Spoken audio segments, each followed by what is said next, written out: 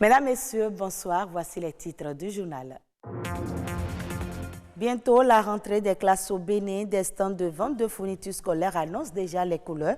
Dans la ville de Cotonou, une équipe de la rédaction de BB24 est allée faire le constat. Les ODD interpellent de plus en plus les jeunes, raison pour laquelle l'ONU les appelle à davantage s'impliquer pour l'atteinte des objectifs à l'échelle 2030. Moïse Sodokin, jeune leader, nous donne plus de détails. Championnat national de roller au Bénin, l'édition 2019 a eu lieu ce week-end à Cotonou. Des athlètes se sont affrontés dans plusieurs catégories sur l'esplanade du stade général Mathieu Kérékou.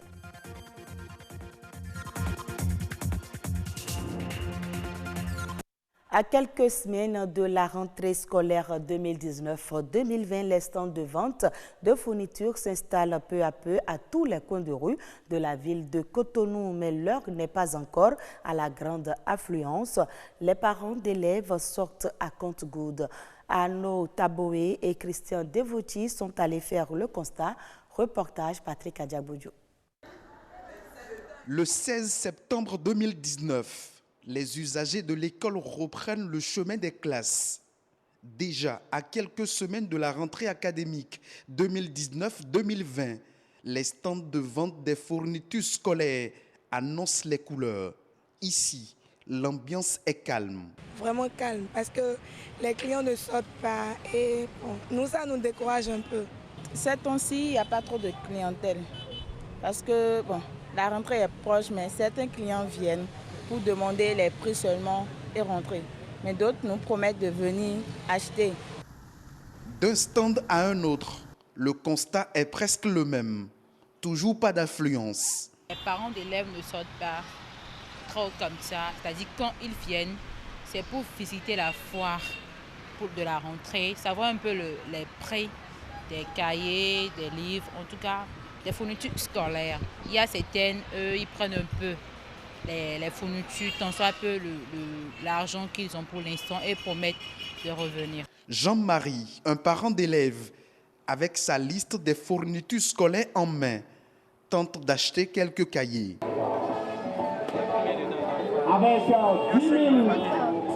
J'ai pu acheter une bonne partie, mais ça n'a pas été facile. Ça n'a pas été facile. Je vais revenir ultérieurement pour compléter le reste de la liste qui est à mon niveau. Comme lui, tous les parents d'élèves sont invités à accomplir leur devoir en achetant les fournitures scolaires. Ce tâte est gage d'une rentrée bien préparée. Les objectifs de développement durable donnent la marche à suivre pour un avenir meilleur pour tous. Ils se veulent une réponse aux défis mondiaux liés à la pauvreté, aux inégalités au climat, à la dégradation de l'environnement. Projet à échéance 2030, ils interpellent de plus en plus les jeunes. Moïse Sodokin, jeune leader ODD, nous en parle au micro de César Achade et Rebecca Adjinako. Les ODD, c'est l'objectif de développement durable. De façon plus simple, c'est des objectifs qui ont été élaborés et adoptés par les Nations Unies pour contribuer à un monde meilleur d'ici 2030. Ça comporte 17 objectifs avec des indicateurs. Les politiques sont mises en place pour impliquer déjà les jeunes dans l'atteinte des objectifs de développement durable. Au niveau mondial, il y a la stratégie 2030 adoptée par les Nations Unies via l'envoyé spécial des Nations Unies pour la jeunesse qui voudrait qu'on travaille plus pour des jeunes et avec des jeunes. Il est important pour nous jeunes de s'intéresser aux ODD parce que c'est d'abord avantageux pour nous. C'est avantageux pour nous les ODD parce que ça nous permet de mieux comprendre les réalités au niveau mondial, mais aussi de pouvoir apprendre et venir impliquer au niveau national. Aujourd'hui, un jeune qui commence par être actif sur les questions climatiques, un jeune qui commence par s'intéresser à la gestion des déchets, il contribue déjà à l'atteinte des ODD, mais en même temps, c'est une solution de sortie, c'est une solution professionnelle pour lui. Donc, il a de l'expérience, il a de l'expertise qu'il pourra monétiser après pour être un jeune entrepreneur ou être un jeune expert dans sa communauté. Un enfant, il peut prendre des actions, mais ce n'est pas comme un jeune. Un vieux peut prendre des actions, mais ce n'est pas comme la même vivacité qu'un jeune pourrait utiliser pour une initiative. Donc, Oui, les jeunes sont des acteurs de réalisation des ODD, mais aussi des bénéficiaires, parce que d'ici 2030, la façon dont le monde sera dépendra essentiellement beaucoup plus des jeunes. D'ici 2030, nous espérons le futur président du Bénin sera jeune. Nous espérons que les députés, il y aurait plus de jeunes. Il y a une politique nationale pour la jeunesse qui est déjà élaborée, je pense depuis quelques années, mais qui attend l'adoption. Donc c'est un plaidoyer pour que cette politique nationale de la jeunesse au niveau du Bénin soit adoptée, pour que nous, en tant que jeunes, nous sachions dans quel cadre nous travaillons et pour que notre travail, le travail qui se fait par les jeunes individuellement, mais aussi par les organisations de jeunes, soit valorisé plus au niveau national, mais aussi au niveau international. Hommage à Kofi Gaou, l'artiste polyvalent a tiré sa révérence ce week-end des suites d'une crise cardiaque à temps après de sources proches du disparu en 72 ans de vie sur terre. L'homme en a passé 49 sur scène. Retour sur sa vie et son œuvre avec Iliad Bokovo.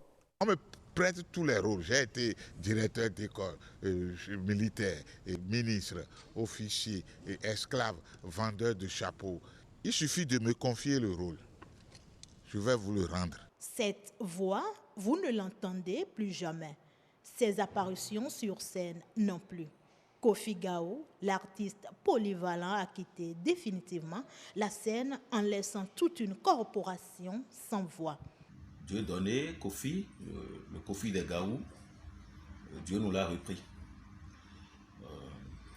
Il est parti, on n'entendra plus sa voix rayée. On l'appelait Ahwanga parce que il aimait se mettre devant tout, bousculer les choses, faire avancer les choses. Il était passionné de l'art. Kofi Gaou est un passionné, c'est à lui que nous devons le statut de l'artiste. C'est un plasticien de talent, un créateur de talent, un costumier, un metteur en scène, un comédien.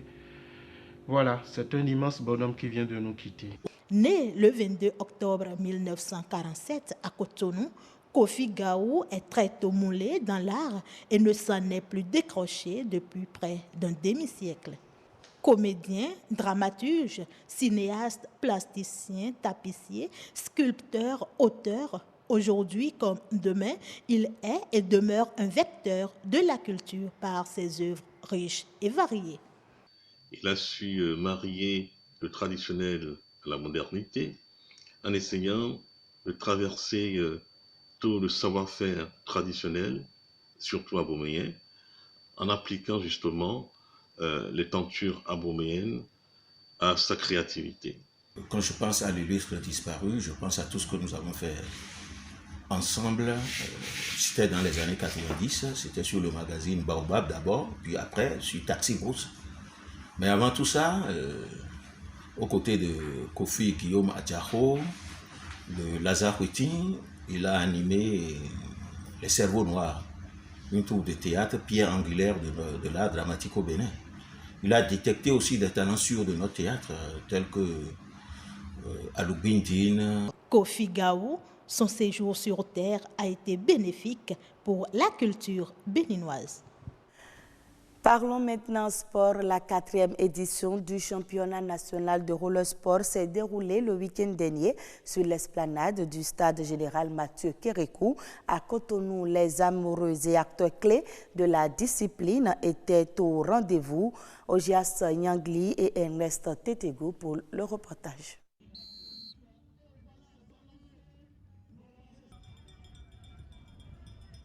Le top est ainsi donné pour la 4e édition du championnat de roller sport. Ici, les patineurs venus de tous les départements du Bénin offrent au public admirateur des courses de patinage de vitesse. Une compétition rythmée par les performances techniques des athlètes béninois. L'équipe nationale du Bénin a été consacrée champion de roller de course 2 fois successivement déjà et va prochainement en RDC pour aller conquérir encore le titre. Vous avez notre soutien et nous serons avec vous pour remporter la victoire. En 2020, le Bénin va abriter le championnat de roller de course et pour ceux l'appui du ministère des Sports est vivement souhaité par la Fédération de roller sport. Le Bénin a été choisi lors du congrès extraordinaire de la Roller Skate Africa qui a eu lieu le 27 octobre 2018 à Ismaïlia en Égypte, l'organisation du championnat d'Afrique de roller de course en 2020 dans les catégories juniors et dames et le championnat d'Afrique de inline freestyle en 2020 dans les catégories juniors et seniors hommes et dames. Votre soutien et votre disponibilité nous seront d'une grande importance pour révéler plus le Bénin par la réussite de ce grand événement africain. En 2015, le Bénin s'est tissé sur le toit africain en décrochant le titre de champion d'Afrique de roller. Un titre continental que les athlètes béninois devront défendre dans les tout prochains jours en République démocratique du Congo. Le Soudan a besoin de 8 milliards de dollars pour relancer son économie. Ce montant va permettre au pays de couvrir sa facture d'importation au cours des 2 prochaines années. D'après le Premier ministre, le pays devra mobiliser près de 2 milliards de dollars en devises étrangères afin de ralentir la dépréciation de sa monnaie et la stabiliser. Cette annonce intervient au moment où le Premier ministre a entamé des pourparlers avec le FMI et la Banque mondiale. Ces nouvelles discussions vise à restructurer la dette du pays d'Afrique de l'Est qui l'empêche de bénéficier de nouveaux prêts de la part des 2 institutions de Bretton Woods.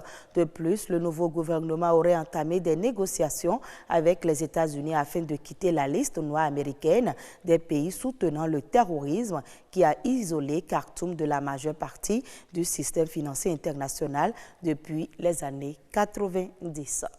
Et c'est la fin de ce journal. Merci de nous avoir suivis. Très bonne suite de nos programmes.